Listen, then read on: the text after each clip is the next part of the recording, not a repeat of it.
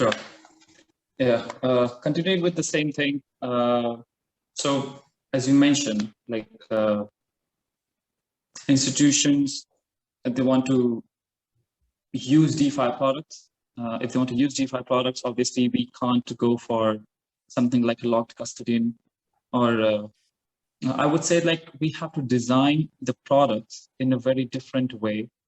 If institutions are entering the DeFi space, and as you mentioned, the organizations are now that much mature that they can handhold, and they can walk through them through the entire journey and about the products. So touching base on more on the product development and the project management part, like what do you think are there any differences which the product developers can bring? So again, this is earlier we were talking about institutions to crypto.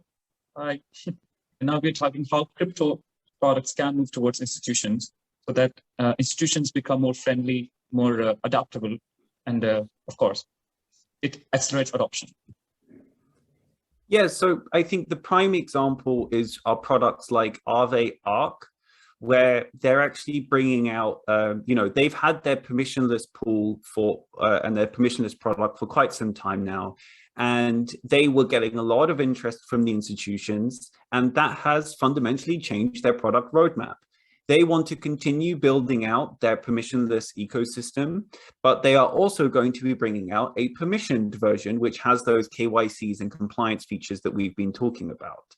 Now, that is something that unfortunately is not just turned on. As with any smart contract-based product that is on the market, these things take time, and there's a lot of testing and iteration that needs to happen. But that is where those things are becoming easier because they can become reliant on other companies and protocols from the space. For example, in the case of Aave Arc, they are working with Fireblocks, which is a custody technology provider, to provide some of the KYC services initially on top of their permissioned part of the protocol. Now, over time, it is their vision that they would have multiple KYC providers, not just reliant on one. But I think this is a prime example of a protocol, a DAO, or whatever we want to call it, being asked by potential users saying, we want to use you, but we can't use you in your current state because we need certain feature sets. And this is becoming to back to Michael's initial point around, hey, look, the institutions are coming on board.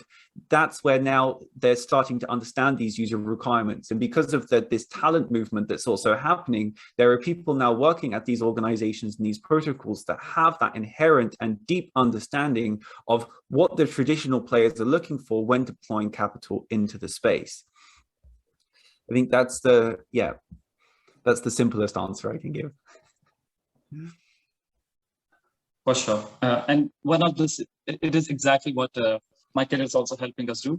Like he also comes from a very traditional finance background with Goldman Sachs. And definitely he has helped Unido to also develop a product which caters to the demands of these financial institutions.